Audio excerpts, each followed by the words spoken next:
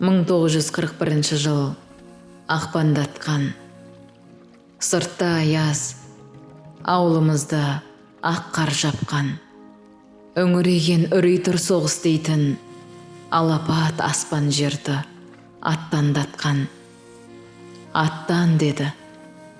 Ол ертең аттанады. Аттанады еңбектің ақ табаны. Күрегінің орнына қару алып, жауынгердің ролін ол атқарады. Ол ертең аттанады. Жартай тұр шар аспанда тозған таға. Үскірік үрлейме әлде қозғалтама. Әжем жүр туған жердің топырағын тұмар ғып тігіп жатыр бөз қалтаға. Ол отыр, аямай ақ ішіп алған.